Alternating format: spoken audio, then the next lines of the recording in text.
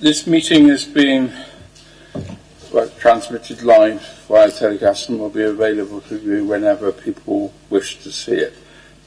Sorry, that's what I should say a bit about. Welcome to the Public Services Overview and Scrutiny Meeting. It will be held in the Chamber today, 23rd, to consider the business and agenda. So what do you say about Welsh, is it now? Yeah. Yeah, right, okay. We welcome the use of the Welsh language at our meetings, but as I've received no request to speak Welsh today, this meeting will be conducted in English only. And I've said about the webcast. And the purpose of the meeting today is Public Services Overview and Scrutiny Meeting, and the purpose is we need to go through the agenda, yeah. And it's welcome apologies what I've done. Decorations of interest. Just going to say we had apologies from Councillor Hugh Bevan and Councillor Peter Jones for today. Thank you. Yeah, there's nobody else, is there? No.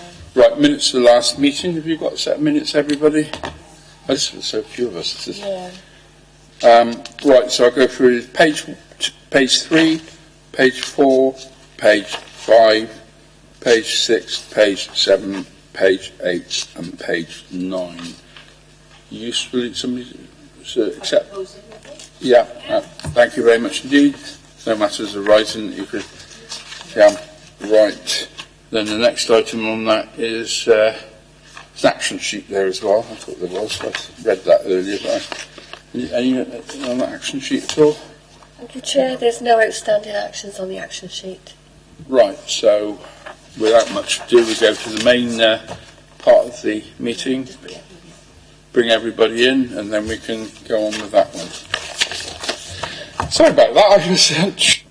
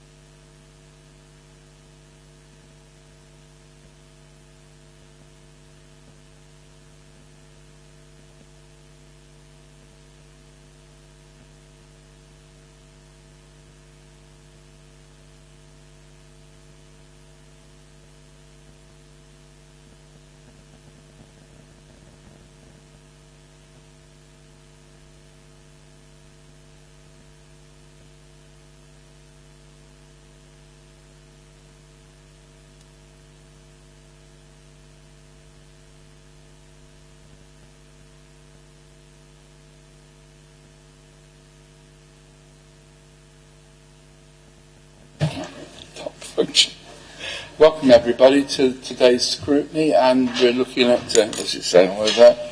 I should know.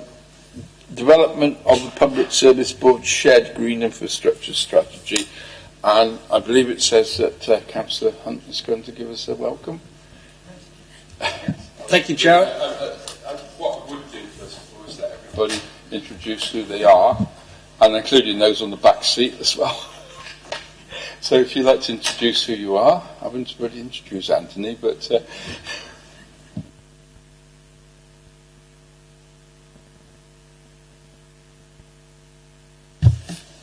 So, Chairman, I'm Andrew Osborne and I manage the Environment Streets in Service at Torfaen Council. I've been working on the Objective 1 of the Wellbeing Plan with Dewi from Fire Service.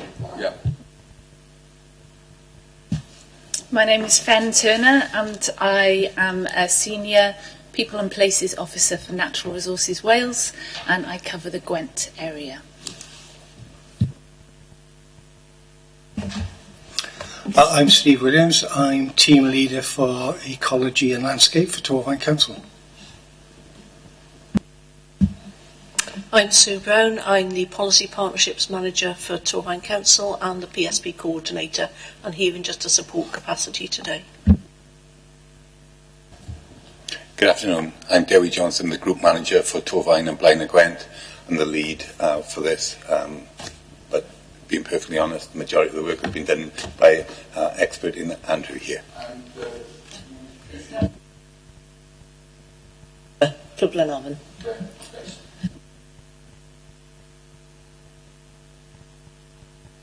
And you,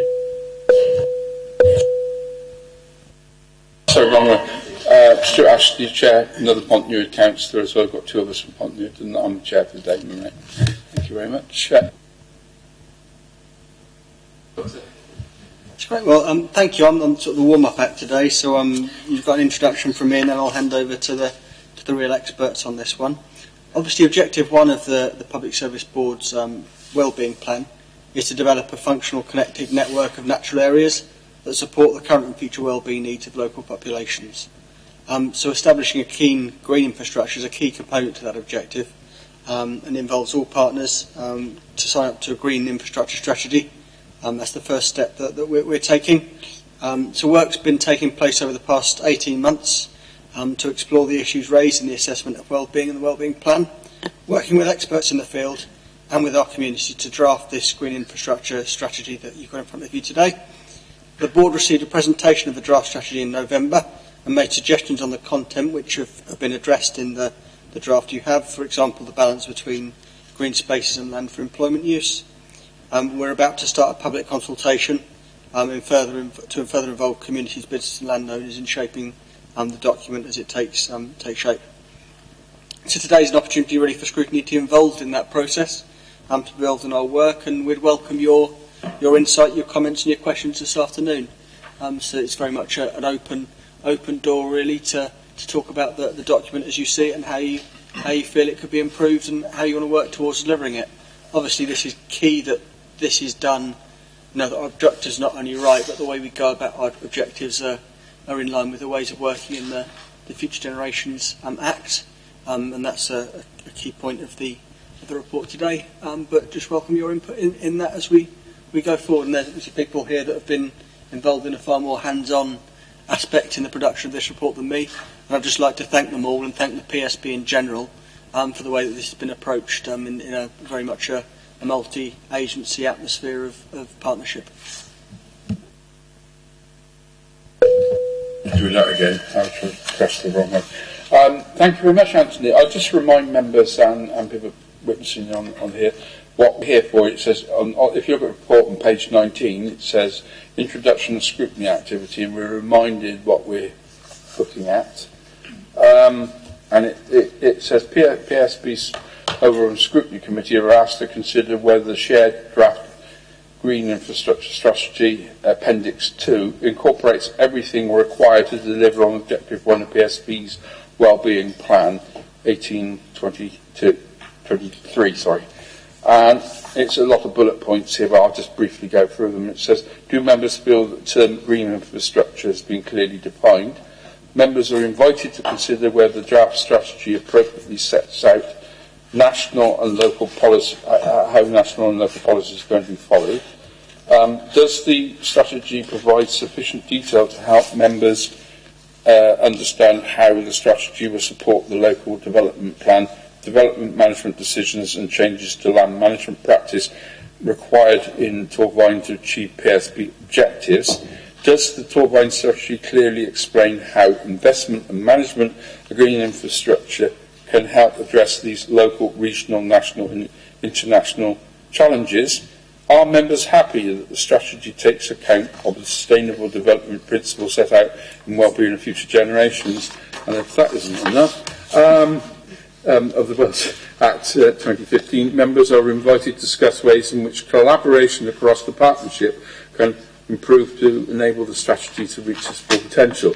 And the last bit of this is, does the strategy provide sufficient detail to help members understand the changes to land management practices required in Torfaen to achieve the PSB objectives? So we've got a list of questions. We spent about 3/4 of an hour the other day putting a list of questions. They're not exhaustive, and there's obviously some gaps which I would expect yourselves to sort of help us with, if it were, because this is a vast thing. I suspect we could probably do 3 or 4 sessions, and what Helen, I thought really this is the start of a process. It's not really the end of a process, or just the beginning, and I'm sure that's what you expect us to say. Right? Right. Would you like to say anything at all? Yeah, I mean, so Andrew, as you leading on it, I would expect an overview from you on the practical application of this, because it looks very practical. Okay, so indeed, what you've said, Chairman, has given a good introduction to this, actually. So, as was mentioned, this is all about delivering Objective 1 of the Wellbeing Plan. It's very much a shared approach across the Public Service Board organisations and stakeholders and the public across Torfaen. And the strategy sets out an approach to maximise the multiple wellbeing benefits that sustainably managed quality green space can provide for current and future wellbeing needs of local populations. So in that sense, what we're talking about is the opportunities that green space can provide, not just for what people would feel is traditionally provided by green spaces such as recreation areas, but biodiversity, climate change mitigation, flood protection, cleaning up polluted air, water management. There's a whole host of food production, a whole host of benefits from green space that I think historically we haven't maximised because we perhaps haven't managed the land in the most effective way. So the whole point of this is to set out perhaps a new approach in line with Welsh Government legislation, which enables us to better utilise those benefits. And of course, in doing that, then it has to become part of the operational plans for the Public Service Board organisations, including the Council. Yeah. So that's, I think, all I need to say about that. Thank you. Andrew, what I will do is ask one of Jess, if you could go off number 1, please, if you would. It's a simple question, this is rather fundamental, the first question. Yeah, well, we're looking at paragraph 4.6 about the budget. So will there be a joint budget to support delivery of it? So, I mean, obviously there's money there, but who's holding it and how will we be coordinating its spend? If I could answer that, Chairman. So we've already got operational budgets within the local authority, and the Public Service Board organisations will also have operational budgets. So, as you'll be aware, we manage land at the moment through our street scene services and our countryside services, and we will continue to do that, but the likelihood is that we will adjust the way we do things using those existing budgets to work in a more efficient way and a more productive way for the wellbeing needs of our populations. We also work closely with our partner organisations, including our support organisations and government, such as Natural Resources and Welsh Government, who are looking to incentivise us to do things differently. So we'll be looking to match external grants with our existing revenue resources to make the most of the public purse.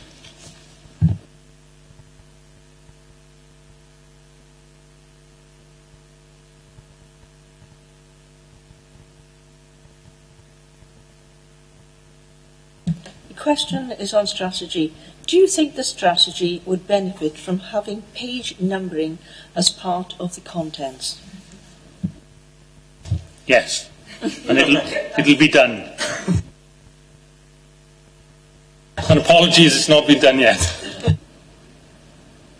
Fundamental when we actually sit there was like navigating our way around it, to be quite honest. It was not easy. Right, number 2, I'll do that. The shared vision at the beginning of the strategy seems to be a statement of the current situation rather than a vision for the future. Please can you explain the rationale behind this? Yeah, something a bit more esoteric now.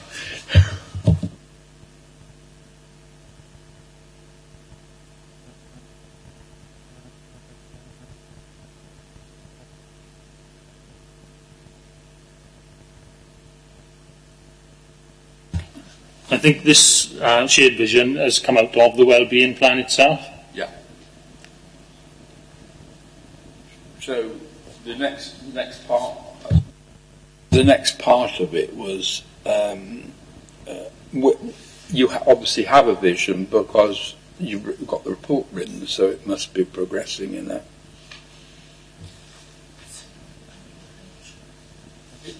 Confirm that? Yes, sure, please. I was just going to have a go. So I recognise that shared vision having been involved in creating the Wellbeing Plan, and I think what it does is integrate the requirements of the Wellbeing and Future Generations Act, which is what's different about it. And ideally, action on any of the objectives should seek to integrate, and that's what. And I think this strategy does that quite well. So, I'm not sure that actually. I think that we can be better and more well connected. I'm not sure that we are particularly well connected at the moment. So there's still the opportunity, certainly, for us to be better and for our natural resources to be healthier than they are at present. Yes. Does that? Yeah. Yeah. No. That was the thing where we were going with this.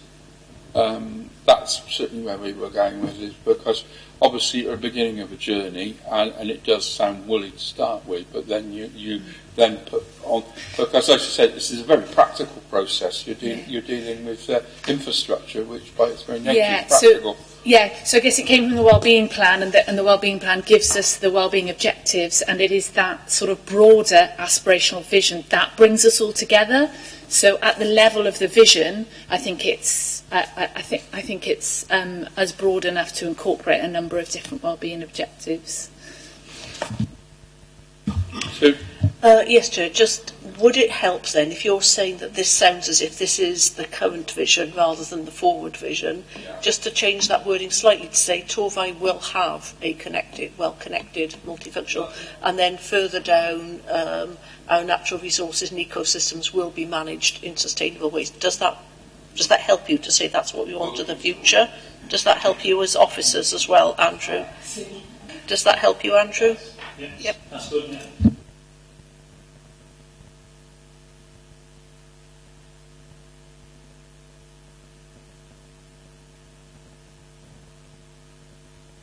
Okay, there's 2 points here. Again, there's sort of just about wording, etc. So, paragraph 1.2, under green infrastructure, it would add clarity for citizens and interested parties to give some examples of green infrastructure in the borough, possibly, just so people are totally sure what we're on about.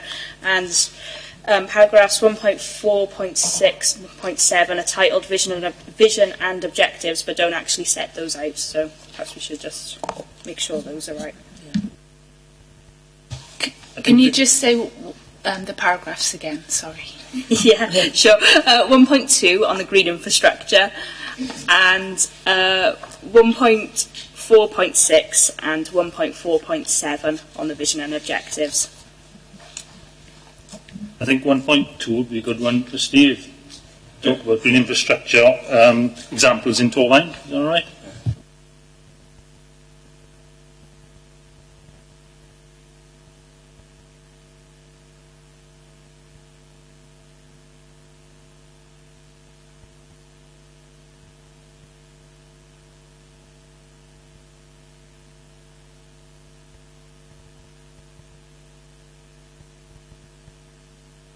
Yeah, on the green infrastructure, just on paragraph 1.2, so it's got like a definition of what green infrastructure is, but perhaps it would add clarity if we had some examples of within the borough. So examples of green infrastructure then, basically. Well, green infrastructure covers, as you probably know, all the green assets, and actually all the blue assets as well, which is the rivers and the lakes and the ponds. So it can range from people's back gardens to an individual street tree, to an allotment, to a cemetery, to the uplands. Every aspect of the green infrastructure of Torfaen is included within that definition of green infrastructure. Sorry, I wasn't at the pre-agenda, but I think they just wanted to just lay it out really simply for the public when we're looking at it. I think our view was that if we're going to do this, it's obviously how it goes out there in terms of what we're talking about. So is it a question of just putting clarity to what?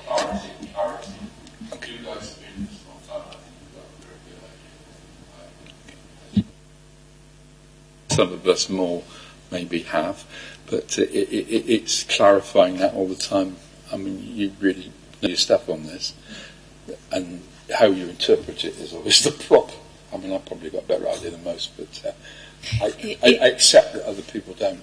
Is it, Councillor Ashley, is it that you want some local examples in that text so people can relate to it a little bit more? Well, Torfaen's got plenty of those, and there's plenty of excellent, examples that we can include. But further on in the document, because I've read it several times, there's some really nice examples of stuff we do well, and we know it. We all know it well, but it starts off with the stuff that and it's very concrete examples there.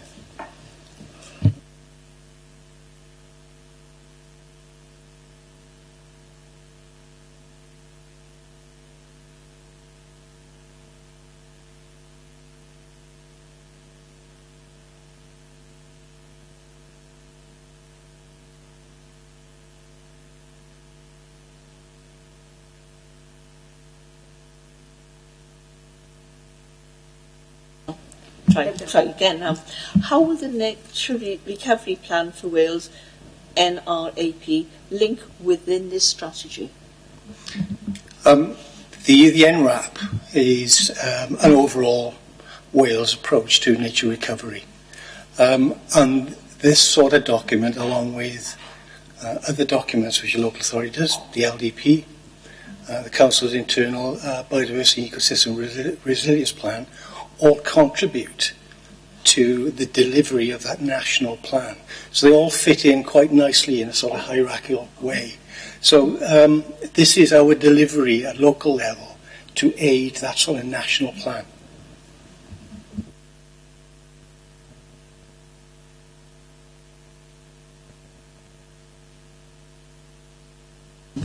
You get a feeling when you read this document that it's all stacked up, isn't it? Like children's, the whole Lego is the word. Thank you. That's the word I was thinking of, because there's a heck of a lot in there.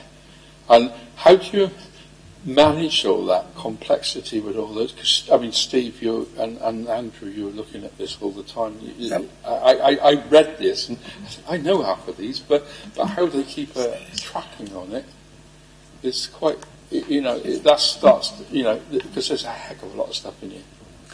Yeah, on that regional and that how you keep abreast of all that it can be difficult. I think from my perspective, is as long as we are working towards managing our green infrastructure in a sustainable way, ensuring it's well connected, we're getting the most out of it from multifunctional benefits, then as long as we are doing that, we are on the right track, and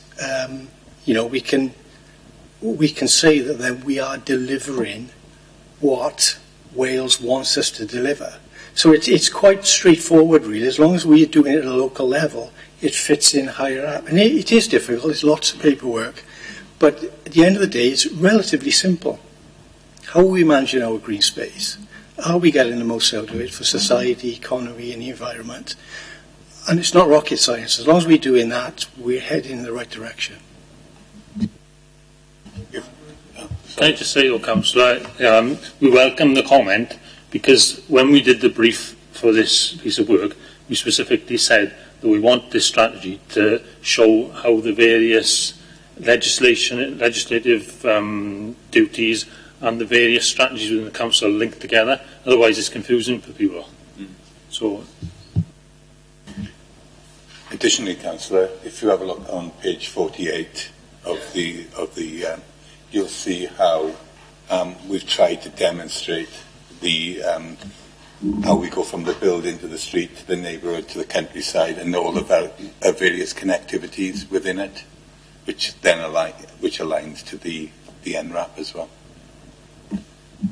I went to the point of putting that on my computer so I get the colour in it, because without the colour you don't get it, to be quite honest. No, I get that.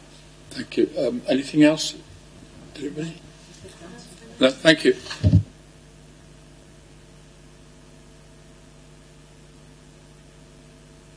Question number 6. Paragraph 218. Can you please explain the difference in the two climate change projections? One saying Torvine will face hotter, drier summers, and the Met Office saying we are prepared for wet summers. That actually is quite an interesting one, that. What is the difference? Who's the expert on this one? I'll give it a go. I wouldn't call myself an expert. I think what that refers to is the difference between climate and weather. So the climate is changing, and there's clear indications that it's going to get warmer, and that's going to have implications on the weather. Not always that we will have warmer weather. One of the consequences of the climate warming is an increased frequency of extreme weather events and a number of extreme weather patterns. So I think that's what the difference between those two means. But in overall temperature, the temperature will be rising. We'll have warmer, wetter winters and hotter, drier summers, with sea levels rising and an increased frequency of extreme weather events. That's the overall trend. But within that, there can be severe oscillations of weather. Which obviously affects your mitigation, doesn't it? Because that's what all the tree planting and the various suds and things like that, which we've read about in this report, is all about. Yeah, certainly with extremes of weather, when it comes to sort of rain gardens and suds, we need to be prepared for heavy downpours in a very short space of time, more frequently, which has an impact on the receiving waters or a number of habitats, actually. So, yeah, if we can use green infrastructure to take cost-effective preventative approaches that also improve the health of our habitats, then it's actually taking that preventative action is really beneficial for the public sector purse as well, because it's cheaper actually for us to stop, say, pollution to rivers for surface water getting in and sewage spilling into the rivers. It's cheaper for us to stop that happening rather than to be cleaning it up at the other end. So. Not right in Torvine is saying that we're lucky in one way, because we're no upstream events, unlike some counties. It's all contained within Torvine. Because we haven't got the River Usk and the River Wye coming through here, so we've only got the Avon Lloyd, so most of our events are self-contained. I hadn't thought about that until, because if we were in Monmouthshire or we were in the other counties, they've got upstream events like that. So what we'll find with the increased rainfall and flash flooding events is that surface water will be an issue for communities. So it's not just the flooding of a main river, it'll also be flooding that affects the urban environment, and that can have economic, social and health consequences. So yes, perhaps you could be less at risk of flooding from main river, but we still need to consider the other types of flooding that will result from extreme weather.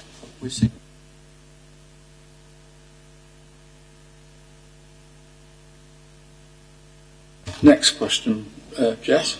Okay. Right, if we're looking at 4.1, which I was just scrolling frantically down to there, it's quite a way. Basic questions are around how will we monitor the progress and success in delivering each outcome, and what kind of monitoring framework will be put in place to do that? It's a very good question, Councillor. It's something that we probably need to go into a little bit more detail on with the consultants who have not completed this task yet. It's a draft, as you understand. But we can take on board your point about improving and clarifying how this is going to be monitored. Because some of it will be, in terms of box 4.1 there, it's about the perceptions from people, community perceptions, and so there's an education role in this as well, so people understand exactly what we're doing and why we're doing it.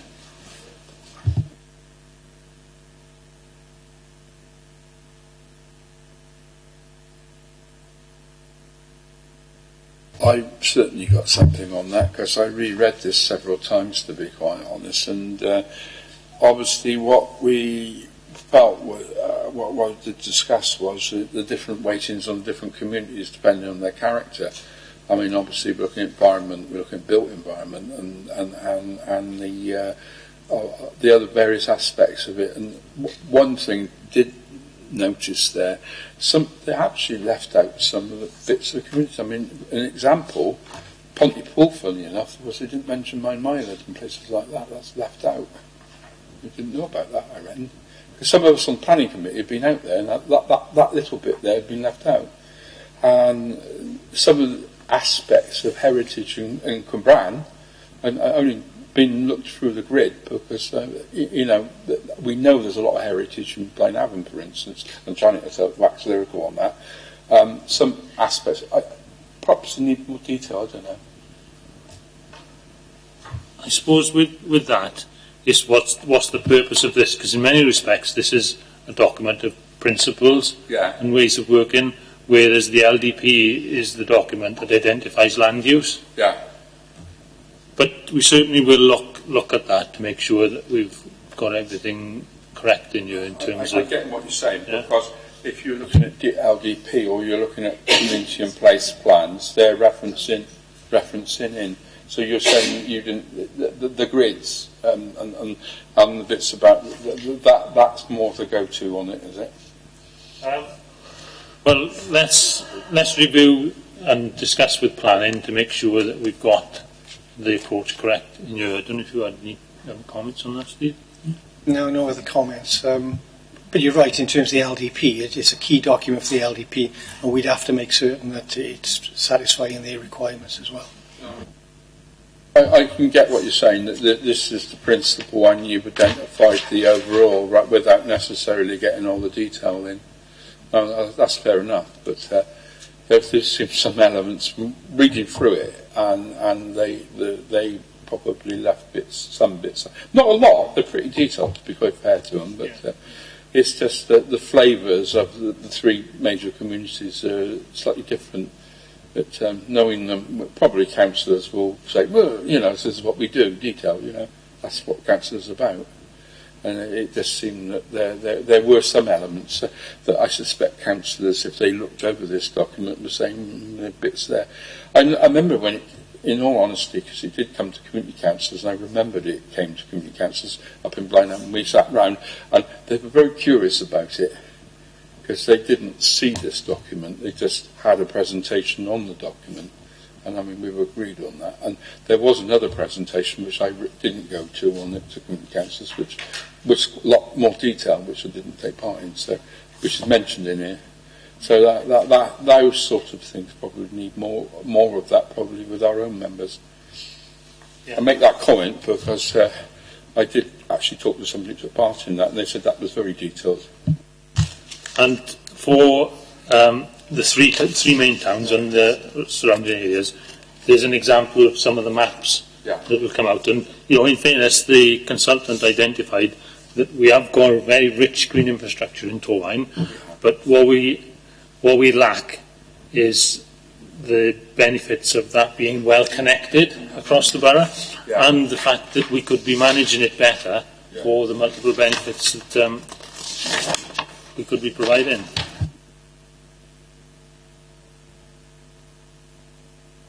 what do you mean by well connected as a matter of interest? Because we had a scrutiny yesterday on active travel, and connection was the thing that came up there, funnily enough.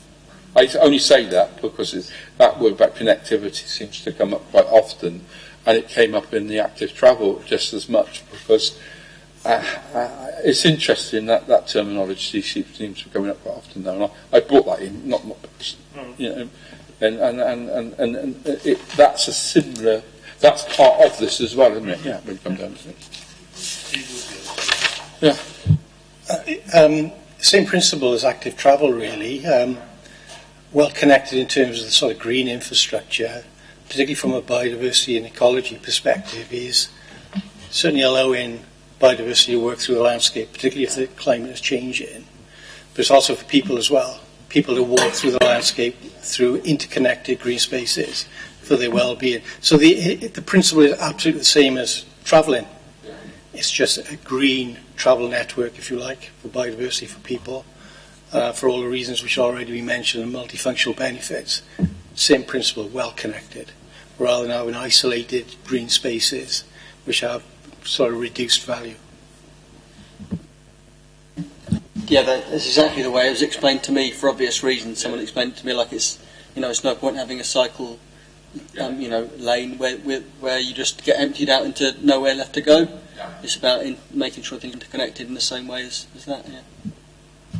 Yeah. I just wanted to add a little bit about ecosystems and the health of them. So there are a number of things that improve the health of any ecosystem or the environment, and connectivity is one of those really key things. So it's a little bit like the human body. If you eat well and you exercise and you go to sleep early and you don't smoke and you don't drink, you're going to be more resistant to disease, illness. And similarly for the natural world, if ecosystems are connected and not isolated, then they will be more resistant to threats and risks, such as, for the natural world, climate change, pollution, non-native species, resource exploitation and pollution. So as a thing nature as a thing in itself needs that really key pillar of health, which is connectivity. So it's not totally. It's very related to the health of a root, in that as a person you need to get from A to B, and so do species and habitats need to be connected in that way. If they're going to give us the benefits that nature can give us, they need to be fully healthy. Hope that makes sense. Yeah, just in the back of the these maps are brilliant to see where everything is and stuff. I was just wondering how, and with the active living as well, whether they'll be combined and available to the public. So I was, just an example off the top of my head, I was thinking, I live on a housing estate, someone came to me and complained there was no play park. There was actually a play park pretty much in the middle, but they just had no idea because it's tucked away. And that sort of thing, people don't really explore their environment as much perhaps as they used to. So like the ability to sort of get online and look, this is here, it's next to this bus stop, is... Do you know what I mean? I'm just wondering how publicly accessible this work will be, because it's great work. It certainly needs to be publicly accessible, and in preparing this, we have to bring people along with us, and we'd like people to help us as well, because to deliver this will be a requirement to work at a community level and deliver with people, taking account of what people's needs are. And the examples of the work we're doing with volunteering and the various friends groups, it's all that kind of thing. So it's an enhancement of that, really, so that we work with our communities to deliver this strategy at a local level. So it might be strategic, but this has to follow through then to on-the-ground activity.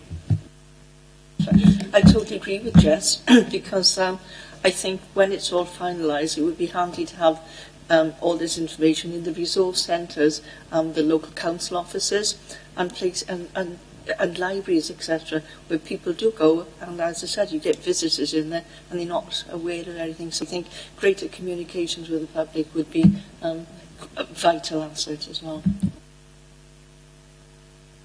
This, of course, also feeds very much into the work of the various regional parks, stuff that we're doing to try and make people more aware of what's on their own doorstep, what's in our communities. you know, and the ability to make the most of, in a sustainable way, the natural environment that surrounds us. Well, something that the plan does really well is link into local delivery through the mechanism that is mentioned in here is placemaking and town community council. So I wonder if that's an avenue to explore with regard to connecting to those local communities and to publish through that as a mechanism for people to get involved, not just in how they access and where they can go, but also how they can be involved in volunteering and caring for that environment. And that could really be an engine to facilitate involvement from the grassroots that until we had this legislation, we maybe haven't been able to really explore or join up. So that's one of the things that, on reading through the strategy, I thought was really quite enlightening, that that's been joined up, and a potential for real good grassroots future delivery. Thanks for the reminder. Because I should have any more at all while we're at it? Can I just no, Andrew, yeah. Don't look at me on this. That we wanted from the outset to help community councils prepare their place plans, so the content of this then will be able to inform that, so they don't have to go and redo the work. And we've actually arranged 3 separate meetings for the community councils to have presentations to understand what's going on here, and we're really keen to develop joint delivery plans with community councils. Why I'm smiling is I'm the deputy leader of Cwmbran Community Council. I know how to drive this one forward down there, and we've been on about it for a long time. But place planning is just an amazing idea, and I think One Voice Wales needs to come in on this act a bit, doesn't it? Because they've been promoting it for a long time. But the problem is, and I'll say this is something you need to be consistent on, is that when you're LDPs, you need to impress on Welsh Government that they need to get this across the piss, because at the end of the day, the problem for community councils is somebody needs to tell them to do it, I reckon. That's just an observation. It's no good saying, a council up North Wales, one down here, you might do it. If you look at the English model, which I have done, where you've got locality doing it, we need a version of locality doing it. Go and have a look at what they're doing in England. There's a lot more resources done in place planning, and the old locality, which used to be another organisation, put a lot of resources into doing place planning and stuff around that. So one of the things that we've noticed recently with Natural Resources Wales, certainly, and with our partners, is that actually communities are really becoming increasingly on message with both the climate crisis and the biodiversity crisis that we have now, and it's quite high profile, and people want to take action. So a lot of the third sector organisations are saying, people are saying, what can we do to avert the biodiversity or climate crisis? Well, this can be an opportunity for that. So it's almost like the communities are saying they want to do stuff. We've got the mechanism there, but we don't maybe quite yet have the know-how within the placemaking as a mechanism to join the two up. But I think everybody's starting to look in the right direction, so that's positive. There's definitely will, and within communities is increasing. We've actually on Cwmbran Community Council declared that we're going to plant, in partnership with everybody, 70,000 trees. You didn't know that, did you? And that's not us doing that, that's everybody in the community. And I say that because, end of the day, I think other people will do it as well. But we did it as part of our 70th year, so as a new town. And I notice other people doing it. We've got facilities to do it. I come in the middle of this because that's an initiative we can do. And other groups are doing exactly the same thing. So what I think is happening is you've got the green infrastructure going one way, and you've got various groups, Friends of the Earth want to do it, and various other people. So I think it's a join up. Well, Andrew's well aware of this, aren't you? Yeah. The green infrastructure strategy should guide you in where it would be, useful to plant those trees. It's not always a good idea to plant them if it's a different habitat, for instance. But the evidence that is coming through here should really aid you in making the best decision for nature and the benefits that those trees will provide to communities.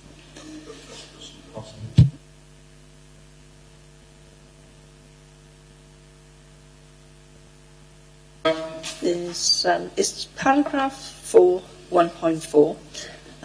Where is the budget for delivering these outcomes, and who will be managing the budget, together with how will funding be shared and allocated? I think I've mostly answered this previously, but this is, in many respects, across the Public Service Board organisations, I suppose through the work that's going on with the PSB and delivery of the Wellbeing Plan, it's a period of culture change, I suppose, trying to do things in different ways, the way that budgets might work together.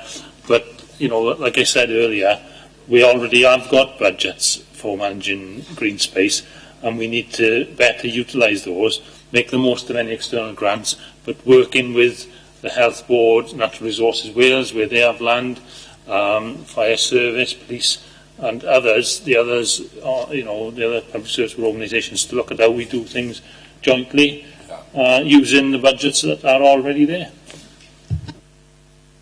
I'll lob another question as a supplementary in there. It's one that came up in active travel yesterday as well. Not just the budget, but it's also about personnel. Who's going to do it? Because active travel, one of the things they noticed is that they need a person, and I suspect this needs a person or even a team to do it, and you guys are all up to your elbows in doing things. Is there any thought being given to putting somebody in this, or a person or persons to do it from your various organisations? Because it came up so strongly with active travel, it's certainly going to come. This needs a driver, doesn't it? Or drivers. We're working with Welsh Government as they have a number of funding schemes at the moment. The funding schemes comes under what they call ENRO, Enabling Natural Resources and Wellbeing. That's a lovely acronym. Yeah. And I love acronyms. we've got 2 regional bids going forward through that. One which is called Gwent Green Grid. Yeah. And this is on a Gwent footprint now, and the other one's called Resilient Greater Gwent. And we're looking at resources in there to work on some of these issues, and that's how we're going to be going forward. But don't forget, we have got an environment team, we've got a street scene team, and I don't think anything that they do is outside this. No. It should all fall under this approach, because you're talking about trees, you're talking about ecology, you're talking about access and recreation, you're talking about allotments, food production, so it's all there. So, and it would be a mistake to see this as something different or extra or separate to what we're doing now. This is encompassing the approach and should guide the future way of working. We've heard it here, have we, Andrew? Sorry, Debbie. I was going to say, in addition to that, the fire service using managing the land to prevent grass fires and things of that nature. Particular examples, we're up in Blenavon managing the site of special scientific interest up there, and one of the main achievements of the hot summer of last year, where a lot of Caerphilly and other areas were suffering terrible wildfires. Really pleasing to note that we didn't have any in the Blorenge in that area, because of the work of the South East Wales Uplands Project. People working in connection with the various agencies, the landowners, the commoners, in order to manage that land to prevent things of that nature happening too. So I just wanted to reiterate what Andrew said, that this isn't a project, this is about, and to a certain extent, it's about delivering the existing services that we deliver better and more efficiently, but it's also about doing bigger and better things collectively. And part of this is about making this approach become business as usual. So, That's it. So it's not necessarily we want an additional budget, although we do need that to do infrastructure and capital works and resource to get to where we want to, which is this is by design how we work together in the future. Do you want to say something, Steve? You look like you were about to. Only just to reiterate what Andrew and Fen have said, really, this is a part of the behaviour change approach which has come through the recent legislation. And we shouldn't see this approach as something that us as environmentalists only pick up. This is a responsibility for everyone in the local authority. So this should be part and parcel of the way forward for the local authority in the future. So I'm going to make a comment now because you've told us before, and I remember it well, this is not business as usual. Now we've got this is business as usual. You're going to do it in your with extra money. Do what you normally do, but this is extra. I'm getting it now. So it's So what it is in embedding the new legislation into what and transforming what we do, so that we are compliant with the new legislation and delivering a number of benefits to people and communities in Torfaen. So it is to a certain extent, yes, changing how we work, changing how we do together and doing different things and doing differently. Honestly, I think that's really, really amazing. It's quite interesting comments coming up. Then, are we all right with that, Leader? That's brilliant. I like that. That's brilliant. So I've seen a few GI strategies just in the role that I'm in my organisation, and one of the benefits of this strategy is it's the first that I've seen that has incorporated partner plans, policies and assets, so it's truly collaborative. I haven't seen that yet, and this is, so it's really ambitious and innovative, and we're really excited in NRW about the particular approach of this strategy for that reason. Where I am now. 12. 13, yes, sorry. Right. Okay, I'll do 14. Well, no, do you want to do? All right, okay. 14. How many, 4.21, how many place plans are active? Who owns them and who monitors and reviews them? I thought we'd know the answer to that, but we'll point that towards you anyway, Anne. Anybody else on that one? It's about place planning. 4.1.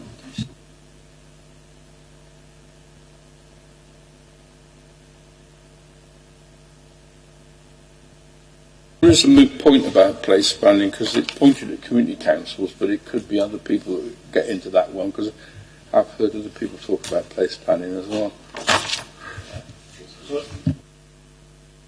So at this stage, are there any completed place plans? Not in this borough that I know. No. I might be wrong.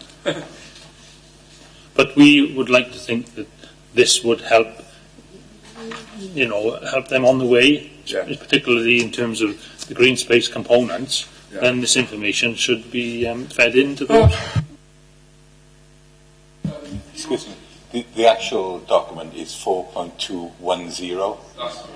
It's on page 161.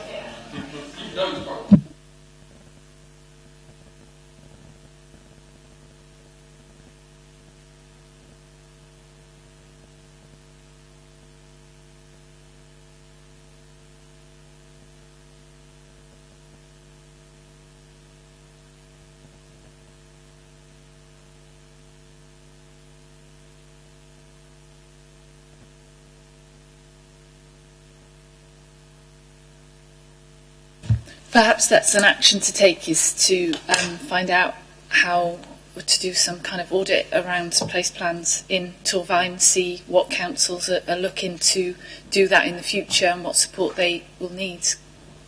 Unless anybody here's got that information to hand. Well, I'm saying, as far as I know, nobody's done it. It's a chicken and egg, and the problem is the chicken, and unfortunately, it's how you hatch it.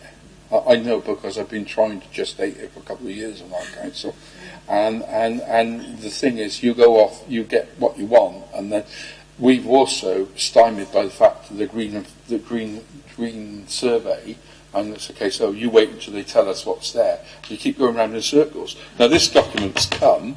I don't think we've got any excuses now. So I rather can nail it to the wall, and rather Andrew comes along and tells us we've done it.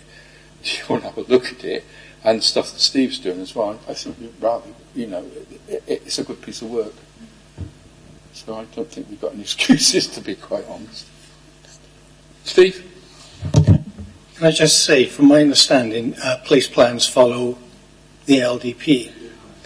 So we're in the early stages of new LDP, so whether it's worth wait until the new LDP is out and then place plans come into play, probably that's the best approach, and that's probably why we haven't got any place plans at the moment, is they follow on from the LDP, or they come out of the LDP. Yeah, I mean, I sort of hear about place planning second hand. So my husband is on community council with Stuart. So vaguely know. I've heard about it for a long time. So they've clearly been doing something on it. But I feel like they lack the staff that we do. They lack the expertise. So seeing that we can give them this and say this is, this basis is here. But I think probably, I'd imagine all of them will need some, I don't want to say chivying, but some leadership, I suppose, from us to say we've done this and how far are you along, and because that way we can look at what they've done as well and see how it fits in. My other instinct is that where you get good practice, and there's Penarth, Abergavenny, some North Wales, Molders one that's done some really good work on it, and just get the good practice and translate that, and also go back to England and look at locality. Which is national, whatever I can't remember the name. I used to work with them when I was a community worker, and get some of that good practice over there and bring it back over, because I think Von Voice Wales have been struggling with it. They've tried to promote it, but again, the problem is getting people to do it. And you're in a good position to help with it as well, to be honest. Well, yeah, I think all public sector organisations sort of struggle with resources as well. So I noticed a councillor just there mentioning perhaps a lack of staff and expertise to actually get something done. So that might be something or a mechanism that we need to think about. There is a lot of knowledge and understanding with our third sector organisations, wildlife trusts, rivers associations, that maybe there could be a join up there. Because we're, from a public sector perspective, after all, it's difficult to be able to do everything everywhere. So, but there certainly is something that we need to have a think about, and maybe through the Triple GP we could do that, about the mechanism of actually the expertise on the ground doing the place planning. Can I just say the Triple GP? Sorry, is the Gwent Green Grid project that I mentioned earlier, the collaborative across Gwent. And that's something that I think a lot of organisations should benefit from, because that looks amazing and it made a really useful project. Thank you. To say that there are many conservation groups, volunteer organisations who really would like to have an input as well, feed in. You've got the BWIG group on the World Heritage Site, on the common land up in Glenavon, doing stone walling and things like that. Perhaps they, could get those involved as well. Yeah, that's an absolute given. Remember earlier I said, this is going to be delivered through our existing friends groups, community groups, and all the volunteering groups. So definitely we want to work with those, support them, and help them to deliver what they want in their local areas that meets this. Can I just say I'm late for another engagement, so I'm going to have to make my way in a second. I only initially came along to do the intro, and then I was going to clear off. But I hope it's a sign that I'm genuinely interested in this work and in your input into it. I think this is a key example of why PSBs are important. Yeah. I mean that it's an issue that encompasses us all across public service and across our communities, and it's incumbent on us all to work together as public service organisations and others to try and tackle it together, as opposed to working in our silos, which is the exact reason why PSBs were created and why it's important, I think, to carry on down that line of work and and to just thank my colleagues on the PSB for coming along today and their input both today and in this and in the rest of the PSB work in general, because I think that's this is testament to the spirit in which they undertake that work, and I know they've all got busy day jobs as well, so it's a credit to them. Thank you very much. Right, next question here. It's 15. Yeah. Jess? It's based around 4.1.2, but basically how many communities have taken custodianship of Bronavon land and how successful has this been? And I suppose it's something we're looking to promote further. I think we probably have to ask Bronavon. I couldn't say offhand.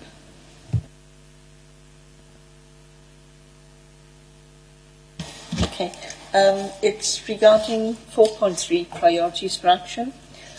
How will each priority for action directly contribute to the outcome outlined in paragraph 4.1?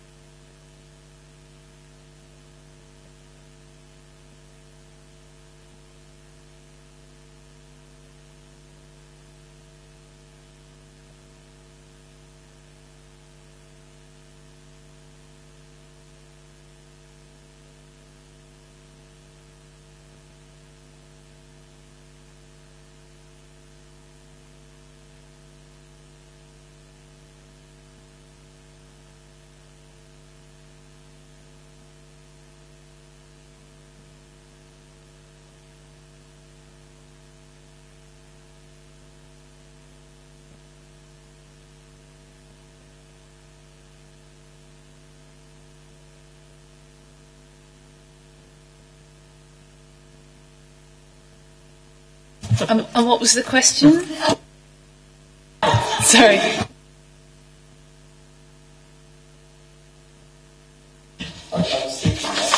Sorry, Chair.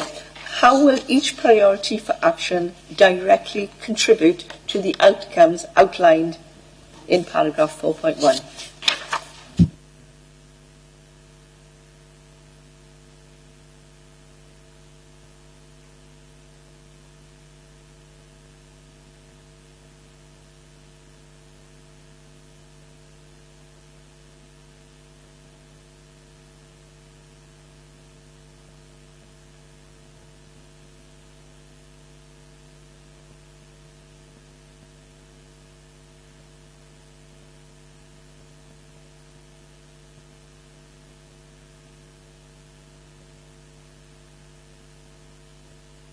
I'm not sure if I fully understand.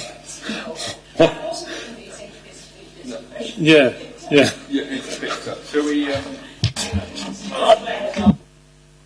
I'm reading it, Andrew, as how do those 3 points in box 4.1 on page 149 relate to those that are on page 165 of the pack, which is in section 4.3? Yeah.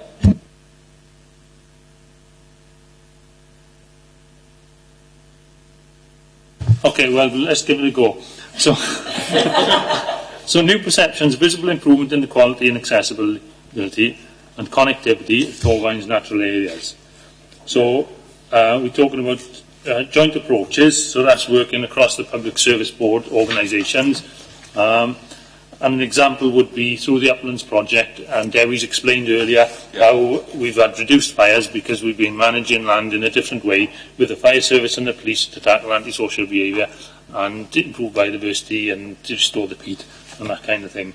So I suppose it's examples that illustrate this because it's difficult to work it out from the text. So empowered communities, greater participation in green space ownership, management and adoption of more sustainable and healthier lifestyles. So, we've got examples of that in Torvine where we've got Friends of Pontypool Park, we're doing practical activities, we've got people on the local nature reserves, actively involved in managing the nature reserves, Cloncelyn, Hentless, so... BWAG. Yeah, BWEG is another one. Yeah, so that's the kind of examples that illustrate this.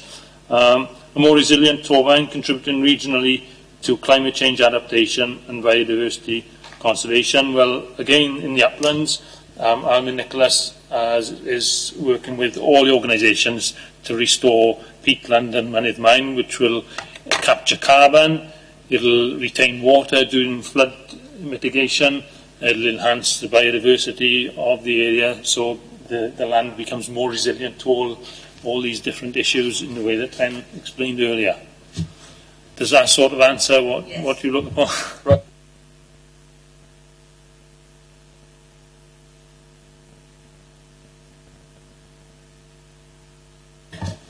Okay, this was 4.3.3, which, if I get it back up, is page 166, yeah. Okay, so the question is, around the mapping of the sites of, it's got sinks, the sites of importance for nature conservation. So what do we need to map this and communicate it, and what are we hoping to achieve, I suppose, by doing it, just beyond actually needing to do it? Well, sites of importance for nature conservation, or sinks as we call it in the trade, are non-statutory nature conservation sites. Okay, so they are the in-between sites. You've got your sites of special scientific interests, you've got, although we haven't got them in Torfaen in national nature reserves, and you've got your local nature reserves. Sites of importance for nature conservation are those other sites in between which can add to the connectivity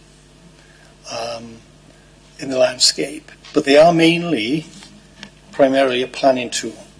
They are there to help inform the decision-making process in the planning process.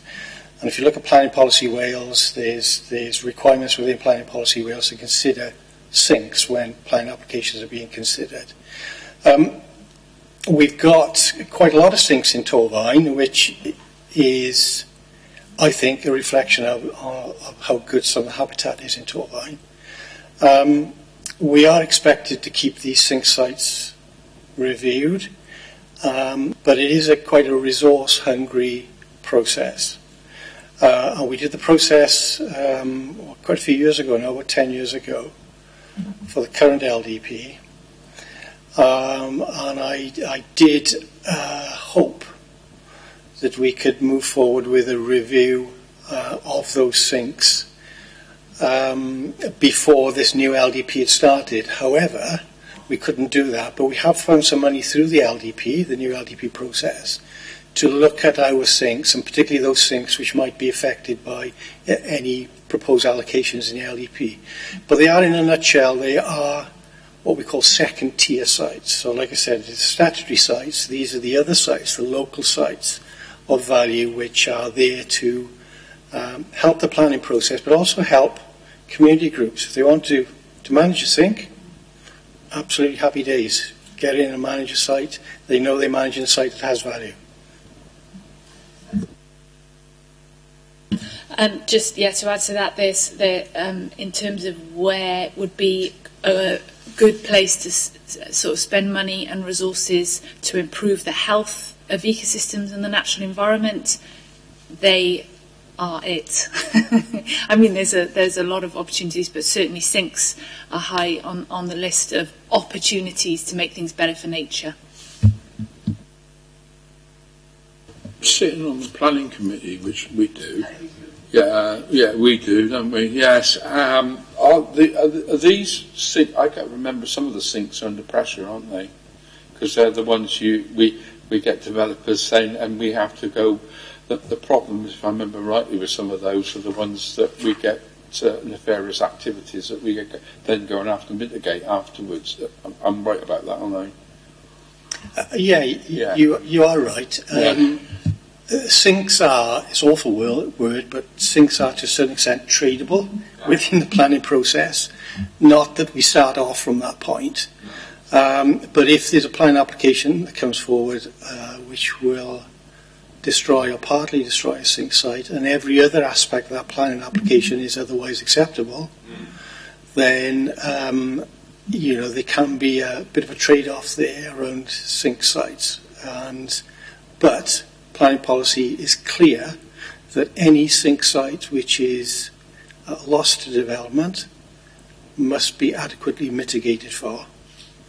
And in keeping, just to add to that, in keeping with the principles of our Section 6 Biodiversity Duty and the Environment Wales Act, we shouldn't only just protect, we are expecting to enhance. So we take in, we just don't want to stand still, we want to go forward. So, and that's an indication of how things are changing around the policy of the natural environment. If a sink is within a core network, there's a core opportunity to improve the health of a particular habitat, then it's vitally important for nature.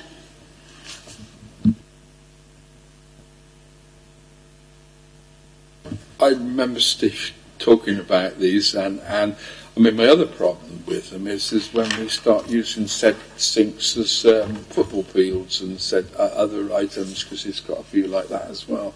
And when we lock them down for other activities, that starts to be...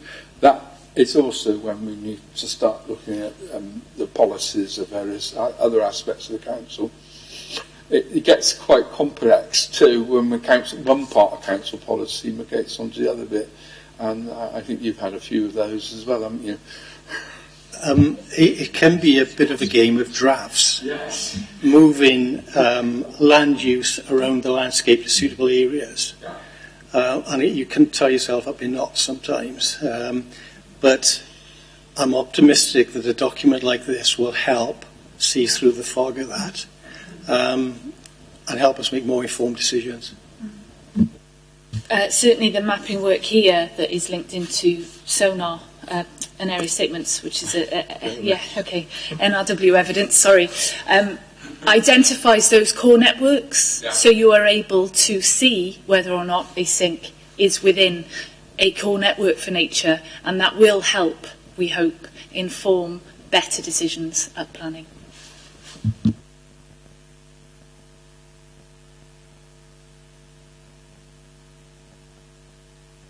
The next question is paragraph 4.3.3.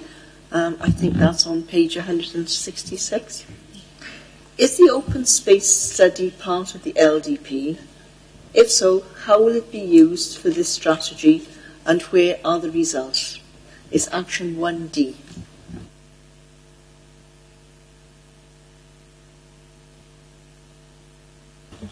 My understanding of the open space strategy, it's there to help inform the allocation of playing fields and other open space resources.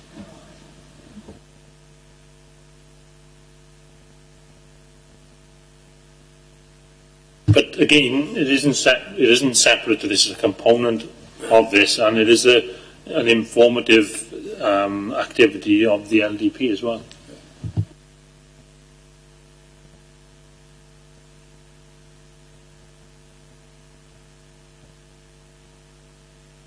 Yeah. Well, I got it. 4.3.3. Who would develop a GI assessment toolkit? For what purpose and to be used by whom? Action 1E, page 167.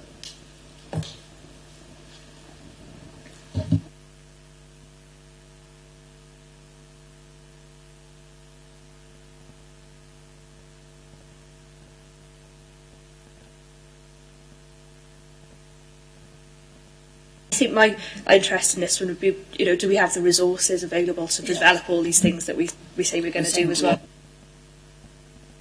We've got a draft toolkit in place that requires some updating, and the updating of that is assisted by what's come out of this document.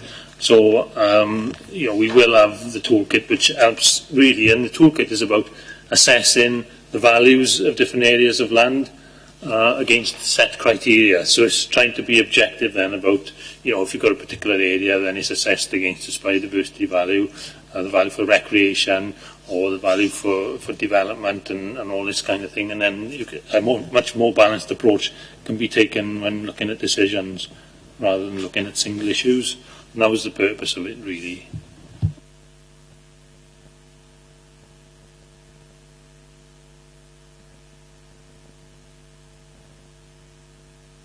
Question? No, I've changed it slightly because I've gone on to urban trees, which is page 9.1. I've changed our question because it was going to be tree strategy, but there's several pages on urban trees, and bear with me because I'm having to make this one up slightly on the hoof. It reflects on the tree cover. Steve's, I know, knows a lot about this subject. I don't know who wrote this bit in here about trees. A tree cover in Torfaen is probably the greatest in Wales, and it reflects in here about, although we've got the greatest percentage of trees in Wales, we're losing trees. It's the bit I picked up on this in here. I think you've said it before in my hearing, but anyway. But it's the fact that parts of Torfaen have less tree cover. We still need to be planting, and it says it reflects in here very, very forcefully, I thought. And then there's the box on. I picked this up because I was quite astounded what it said here. Actually, it's not what it says in the box on page 95. To be honest, 2.11 strategic opportunities for management urban trees. And I mean, I know you're doing a condition quality urban trees through appropriate management urban trees, amenity trees, seek opportunities for planting new urban trees, address defects of towns of Blaenavon, Pontypool and Cwmbran, natural resources Wales study, seek opportunities for overcoming barriers for public use and enjoyment of accessible woodlands, and the tree strategy, which you're already doing, I know. Can you comment on that, please? Because there's things in there, although we've got a lot of woodland, we're in danger of losing quite a bit of it. Yeah, you're absolutely right that Torfaen, through an NRW study, has the largest urban tree canopy in Wales. But there is a decline. So through the tree strategy which I've drafted, hoping to sort of arrest that decline, and to look at, tree planting actually at the moment is very flavour of the month, if you like. Yes. But I think Fen mentioned earlier on it, you have to plant them in the right place. Yeah. They have to be the right species, and they have to be in areas which can maximise the sort of ecosystem services benefits. That's the sort of approach. The thing about the decline in urban trees is multifaceted, I suppose. As a local authority, we manage trees and we don't necessarily replace them. But that could also be landowners. It could also be people with trees in the garden who are taking trees down for whatever reason. So it's about communicating that trees are a good thing in the right place. And carrying on in that vein, really. In terms of tree planting can be useful in the right place, but we also need to consider natural regeneration in areas as well. We don't necessarily need teams of people going out planting trees in regimented lines. You can you can set aside areas which will naturally regenerate, and that's a valid an approach is actually going out and digging a hole and planting a tree in it. But certainly urban trees, I think, lots of benefits from urban trees, so I think we really need to focus on that as well. Just to reiterate about natural regeneration, which is great to hear, and really good to mention, but and with regard to urban trees, there are a number of pressures on our urban environment, not least development, but also with our own policies, maintenance of trees it is an issue, and if you're just looking at a cost-benefit analysis in terms of how much it costs to maintain something, and you're not considering the benefits that a tree could bring, particularly in the longer term, with climate change and things getting hotter, our cities and our urban environments are going to get hotter as well. So, you know, trees can bring shade, and they can bring improvements in air quality. They can improve water quality. None of those benefits are quantified in terms of costs. So quite often we might be making the wrong decision, saying it's really expensive to maintain this, but actually it's even more expensive not to. Yeah. Two questions that Steve has probably answered. The residents up in the valley are concerned about the lack of trees, or the number of trees being cut down on the Lascan and on the Abergavenny Road. Are those going to be, you know, hopefully natural, regenerating? They are NRW managed sites. Yeah. And from my understanding, the trees there were primarily conifers, and they were always going to come down because they were planted as a resource to be harvested. So I think the felling of those trees in the sites that you mentioned have been accelerated because of the disease in larch. Many of those conifer sites will have been planted on ancient woodland sites. Okay, so I think NRW's approach is where that occurs and you're taking down conifers, you allow the natural regeneration of the native species to come back in. So you are regenerating the ancient woodland sites, but that takes time. And it's again not going back to the issue of planting trees, it's allowing natural regeneration to take its course and to fill in the void that has been left by the removal of the conifers. Because over the Christmas period, so many people walking down towards Llanova, and from Llanavon, very conscious of people saying, "Oh, look at all these trees coming down." You know, I think it's part of a natural regeneration, but I wanted to clarify that before I gave information. If you want, I can go back to my organisation and just double check that is the case, and I can confirm that for you. If you're giving messages out, we want to make sure they're the right ones. But in principle, it's very difficult if the public sees a tree come down. In the longer term, it could be for the greater good, especially if it were allowing natural regeneration, that recolonisation of species will be hardier, will be healthier. It is the right thing to do for nature, but it doesn't always come across like that to people on the ground. So I will confirm that. Also very concerned with the amount of trees that have been knocked down. Whilst it was absorbing water, there's more flooding on some of the roads like Carmarthen Road and Garn Road now, and on Llanova Road, and it really is just a clarification, please. I mean, unfortunately, with Phytophthora ramorum, there's not much that we can do, but I mean that experience alone highlights how we need a diversity of species to make sure that we don't get into that situation again.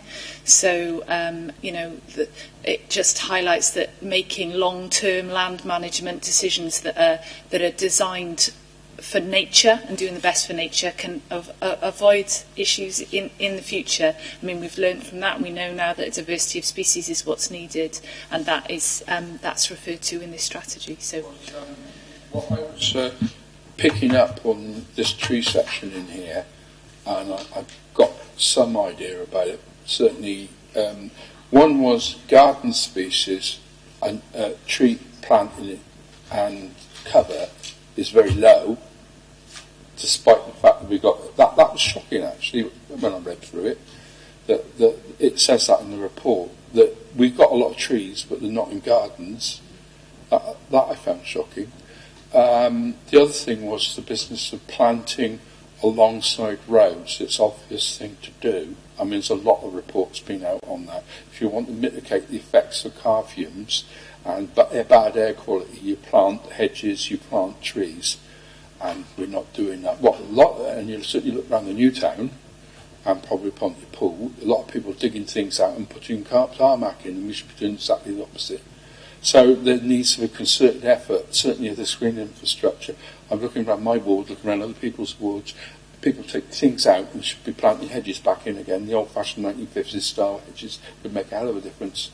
And then the aspect of, I go back onto the new town because we've reflected on the fact that it was designed with open spaces. It was, and you're nodding, I suspect you know this. It was designed. I keep going about cherry trees and stuff, and other species that are not native, and they're all coming down because you only have, we'll be on about this, 60-year lifespans. Cherry trees are classic. Any politician that walks around notices this at May. They all come out at the same time, and they all need replanting. So there's an issue about longevity of plants. Our parks, all the cherry trees have gone down in my area, and all around Cumbrae. So there's an issue about longevity of plants. They're not suitable. Maybe we might have some Japanese imperials there, but which is a pity, they're gone. So the whole of the urban area, that urban area, is something you might need to look at. Suggestion. Yeah, in terms of the highway network, it's certainly the case that hedges and trees help to combat the effects of pollution. But of course, it's again about having the right trees in the right place and considering long-term maintenance issues and the highway infrastructure and all that kind of thing, so we avoid high-cost maintenance and later on. But providing that we've got the right species in the right location, and in principle, it's the right thing to do. And with regard to the increasing people paving over maybe green spaces because it's easier to manage, and there is an issue of culture change, and that's conversations that we all sort of need to have with our friends and our colleagues and our families. And it's similar to the maintenance issue. People do it because they think it's cheaper and better. There's an awful lot of studies out there, not just the improvements to the environment of greening up a space, but also the benefits that it provides to health. That you're more likely if you have greenery around you to heal quicker and to have less mental health issues, to have less physical health related issues as well. So there is a culture change and a different conversation that we need to be having as individuals within our own networks and wider as public services. So yeah, it is a bit of a culture change. Yeah, just coming on trees, I'm often seen as the enemy of the urban tree on the council because I'm always complaining about trees and hedges and stuff. But what I would really like us to see us doing is working with our volunteer groups and things. So areas where we do have urban trees which cause issues such as leaf dropping in the autumn, that sort of thing that we can't really maintain in the way that would have been done when these trees went in, somebody going around sweeping up leaves, and also around compromise issues with parking and things like the plastic mesh that you can use over the top of grass, that sort of thing, rather than taking the verges out entirely and just tarmacking them. But yeah, I would just hope that we consider that in the plan, because I don't really hate the trees, I just don't like some of the things that they do.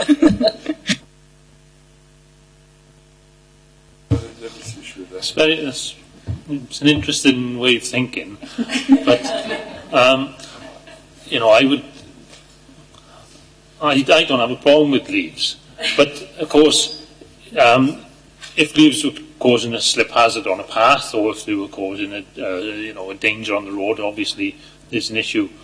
But I think that maybe the culture of having to clean up everything is that the right approach. We've sort of gone into this thing that all leaves have to be cleared away, blown and taken away, whereas leaves are part of the biodiversity and have to, create soil creation and that kind of thing. I'm thinking in particular that we have areas where there's trees overhanging steps, for example. But if we had a group that was active in that area who wanted to come in and they could just, clear those steps, things like that, be of active benefit to everybody really, because you're keeping the tree, but you're also preventing people slipping down the steps.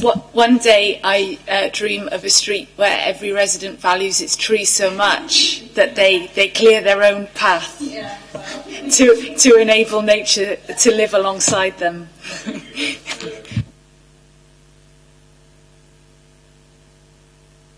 I always go to see Stuart with his allotments because I'm sure he can use everything.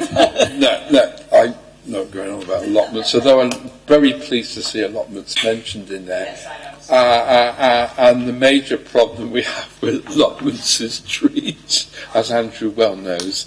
And it comes back to you to the fact that I'm on the side of Avon Lord, and they all fall into the Avon Lord arteries. But that is an issue, and the maintenance of trees is always an issue with us, because at the end of the day we're very, very thin on the ground in maintaining them, and Steve well knows and Andrew well knows.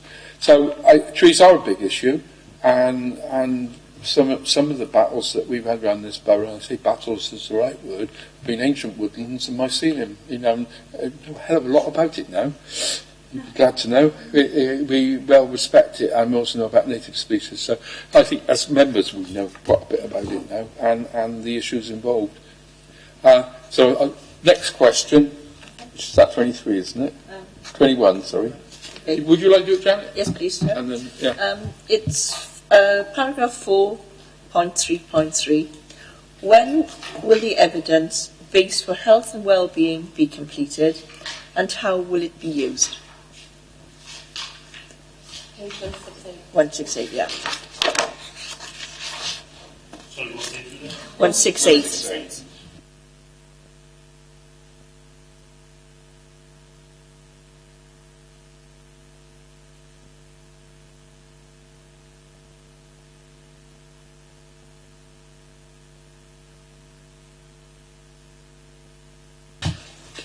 I think there's an awful lot of evidence already in existence which demonstrates the benefits of green space for health and well-being.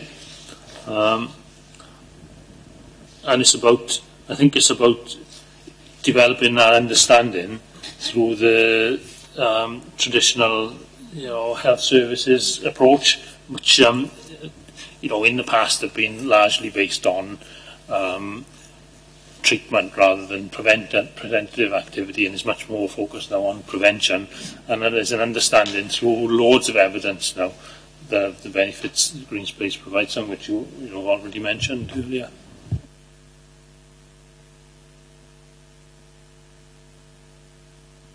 To follow, I suppose the issue is around all of them is the lack of timelines in there and the monitoring process. So I know this is draft, so whether that's going in later, but just to flag that out. Yeah, that's definitely the case, and we accept that, and needs to be part of the final version. I think in its ambition, it is because it's so collaborative and it involves partners, it's quite difficult for Torfaen to say you have to do this by then. But the way that we're working collaboratively, locally and regionally, with partners like the health boards and my own organisation, the opportunity to work that out is there. So it's difficult to put it in black and white here, because it's sort of got to be a cooperative approach. But the fact that it's there and the health board have been sort of engaged in part of the discussion is really important.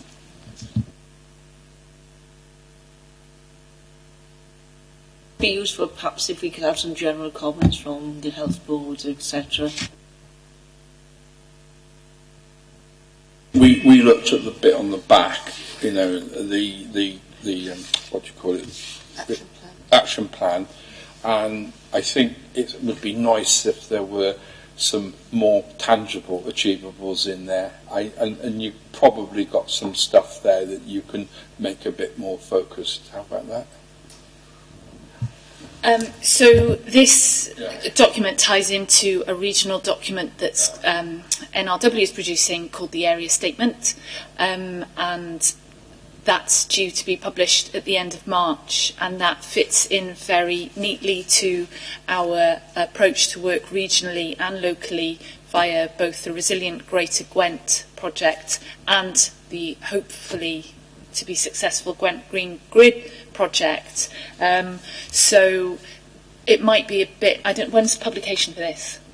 Well, this was due to go out as a draft after public service was agreed at, which they presumably have now yesterday. So, yeah. So I guess it's just difficult to see when all the things will happen, but we are all actually looking in the same direction. So the thing, it all will come together because of that. Thankfully, we've done a lot of work to make sure that happens. But whether or not it comes out in time for the publication, I suppose. I think it's important, if there was work to do to improve this, that it isn't rushed, but we get it right. So, I think we do need to think a little bit more perhaps about the action plan and the targets before we actually consult more widely. It's just so complex. It's really complex, and it involves, and this is it's ambitious and it's great that we're doing it, but it involves partners' plans and policies, and that relates to their own corporate plans and stuff. So, although traditionally you'd like to see an action plan and timescale and ticks, and the nature of it is so complex and integrated, which is admirable and ambitious and exciting, but in reality quite difficult to sort of pin down in a traditional way. Because we had a couple of questions around that which have been answered, but it's just that case of when it goes out to the public and then people say, but how will I know this has happened, and we don't want it to just be sort of a vision that you can't measure, I think we've kind of you've answered most of the questions, and that really was most of the questions we've got there, because what we were going to ask for the rest of the questions you've more or less answered. Yeah, that's good, isn't it? Because we did read through all this, and it's a sterling bit of work, really, to be quite honest. And is there anything else that members would like to ask before we sort of... Just to compliment everyone on the report and say how forward-thinking we are in Torfaen compared to some of the other local authorities. And I think it's nice to say that we are sort of possibly leading the war against climate change and for biodiversity. Thank Andrew, yourself, and Steve and his team for the work they do, and they're always here to answer questions. So thank you very much. Yeah, again, I mean, I think Len's comment on that they, we've really, what's the word I'm looking for, engaged with partners, and I have that extra view is really good to hear, because I didn't realise that perhaps that, we were quite unique on that, so it's really good to see. And again, thank you everybody for the work that you're doing on it. It remiss me to say, and all the other partners involved in the PSB, we're grateful for all the cooperation that's happening. I sort of wrap up. It's got all my favourite, as they well know, all my favourite elements like canals, trees, allotments. The whole lot's in there, and I think Andrew well knows. But it brings together infrastructure and stuff that, as a council, I mean, as a community council, I've been at for the last, I dread to say, nearly 30 years I've been a community council. So it's all the stuff I've been keen on.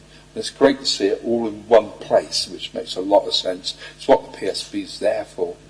And I mean, you're gone from the environment and physical stuff and all rattling on about for years. And the next cross-cutting in this council is going to be climate change. So this guy is, he's got me, and Andrew's team got me on that one. So that you kind of part of the practical application of what we're going to be doing. You've got the answer there, but we're obviously a bit more other stuff as well. So really brilliant to see this. So I think we've got a few other ideas, mind you, but so really brilliant to see this. And as you say about the outcomes and what we're going to do about it, I well understand what you're saying on that. And it'd be good to see the rest of that. Obviously, we will have another one, a work in progress. Thank you very much for doing that, and look forward to seeing you again on this as it's work in progress. Thank you very much indeed.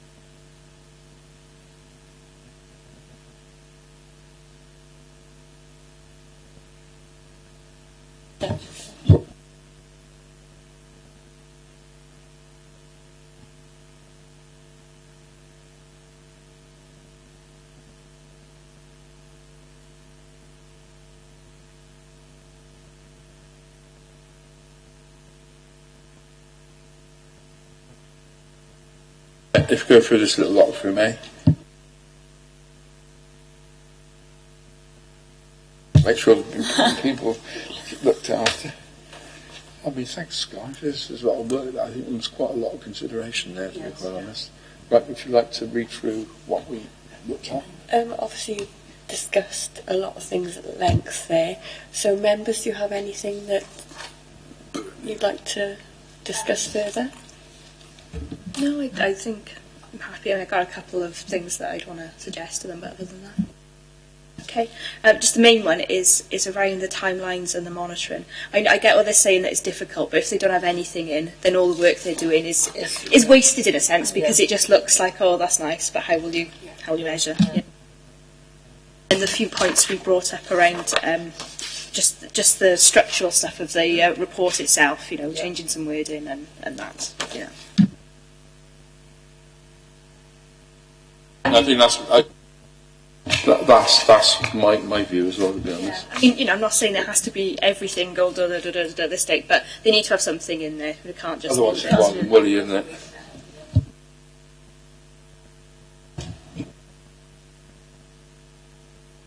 How it's involved with the Wellbeing Act, that we need to have updates. If they can't give us fully figures and everything, just give an update how the health boards think it's having an impact on patients and things like that, because it's all in the Wellbeing Act, isn't it? And we're going forward, but we need to have a little bit more information. Yeah. So to word it better, Helen. From that, you want to make a recommendation around the monitoring framework and the reporting framework, regular reporting, regular monitoring. So make sure that's robust. Yes, please. Okay. My other one would be just to reiterate the stuff we said about the community councils and the place planning, because they've done all this great work, but if it doesn't get used, then again, it's kind of wasted.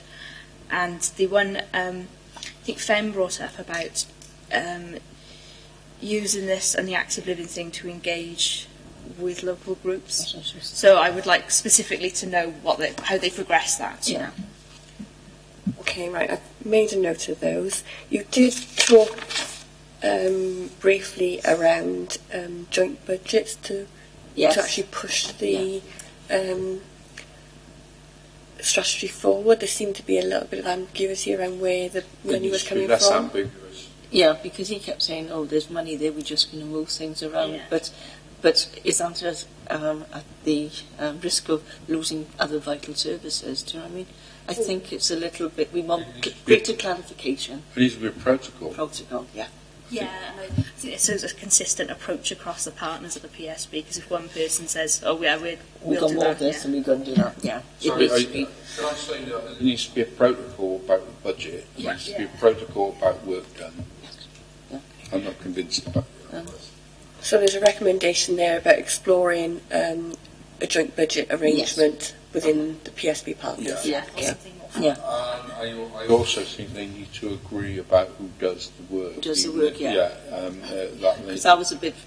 I didn't buy that, to be honest. A bit vague, really, wasn't it? Yeah. The other thing.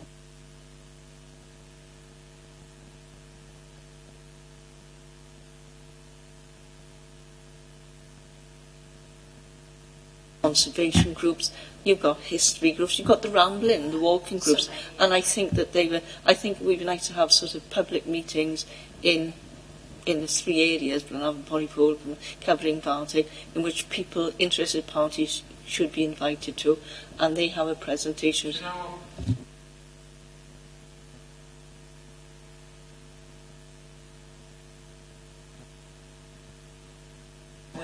I agree. I think because the main thing is there's people who want to do it. It's just them knowing how they can get involved and which bit they can do best. I'll say something. Yes. There is a mechanism. The voluntary sector is represented by TVA. Yes. And community councils are represented by one representative.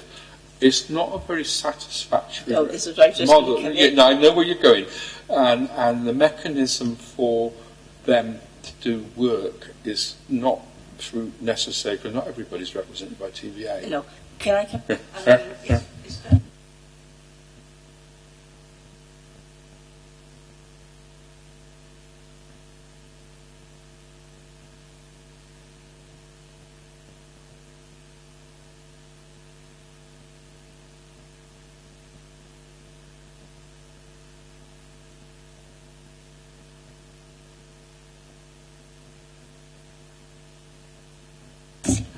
So So hearing what- there's a recommendation there around liaising and engaging voluntary groups, and that would be to achieve the culture change that they were talking about. And I think just from a resource base that this would be very difficult for them to do alone. You know, they're going to have to engage.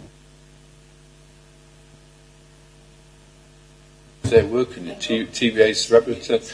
They need a different mechanism for work. Represented by one in person, and if that one person's not there, then don't work. Communications, because whilst I'll keep on about it, but you and I agree, an older population who might want to get involved don't access technology. It needs to be seeing things on a notice board or seeing in the paper saying there's a public meeting, you are invited. And I think, and you've got the over 50s group, no, they mightn't do a lot, but most of those are quite active, and I think they would, find involvement very good. Okay, I've noted that. There was also a discussion about the difference between climate change and weather. And from listening to you, I don't think you felt that was clear enough in the strategy. So is there a recommendation you want to make around being clearer in the difference between the climate change and extreme weather? Yeah, I think because they explained it very well, it's just they need to put that then into the report. You know?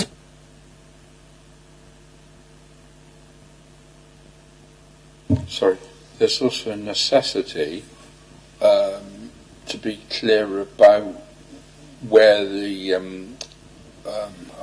resources, especially trees and things, policy on tree policy, and that's tree policy across all the partners, not just Torvine.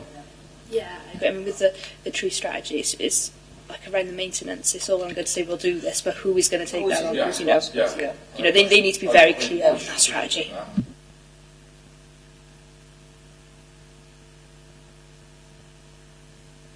So I'm hearing a recommendation around a tree strategy across all partners, and that's around planting the right trees in the right places and the maintenance of them. Here also on you talked about extreme weather. It's the climate change agenda across all these partners. We need to gather together all their climate change strategies, to be quite honest, because that's what we look at. I mean, we do want Torvine, but that not necessarily the health authority. It's whether it's mitigation on all these policies. That's not mentioned here, to be honest. I was concerned that no one seemed to have any idea of who's taken over Bronavon land custodianship and how successful it's been. And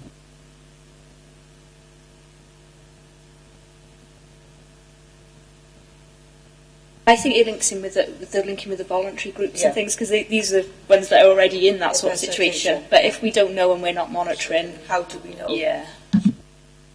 So I'm hearing a recommendation around firming up the actions in the plan around voluntary take-up of That's land something we across the board, and I think they need some kind of mechanism, maybe not often, but a review of how that's going, because they say, this has been taken over by X group, but obviously things change, and you could end up with then somebody come to the council and say, well, this hasn't been done for like 3 years.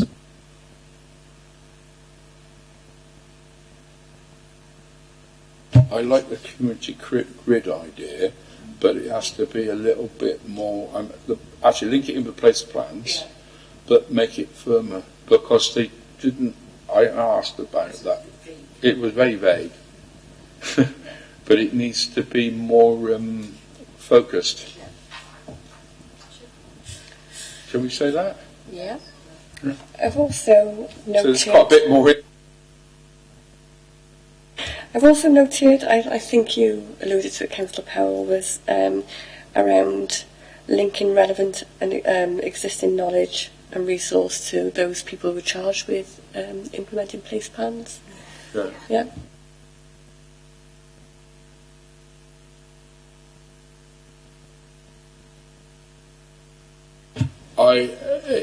The problem with place plans I've had is there's no, you can do them if you want to. I'm not happy with that because certain people I work with, they're iffy about it. There probably needs to be a national template on them. Yeah, but I mean, from a local perspective, we can say, you know, just sharing, so we've got this work done. Yeah. Come But and I take would advantage of it, you know. like to, because there are, but you know, you could quite easily put a national or certainly a borough-wide template on it. So how much do people know in our borough about this new green grid?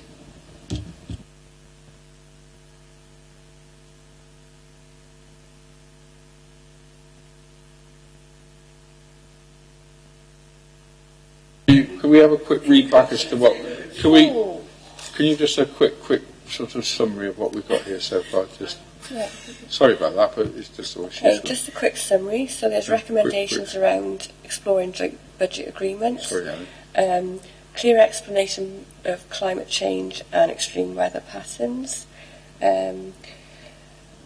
recommendation around a robust communication strategy around the whole green infrastructure and local delivery. Bear with me. Didn't mind that at all. Sharing good practice around the place planning with the sharing relevant knowledge, etc., for those who are charged with implementing them. A tree strategy for the whole of the Gwent region rather than just individual partners.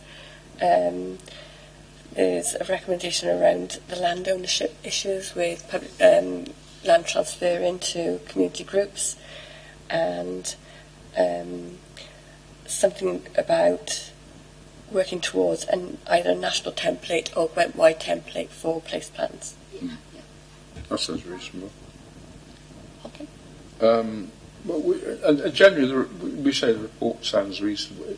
Can we add that when because and obviously subject to review as it goes on. We better put that bit in as well. Because a hell of a lot of written, and we appreciate the work.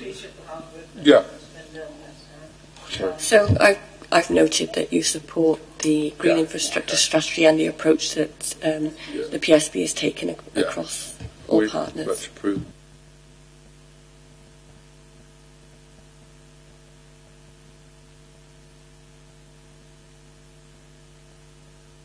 Thank you, everybody, for coming. 6th of Feb is next, isn't it? 6th of Feb is the next one. God. And thank you very much. And the time is 3:30 nearly. 3.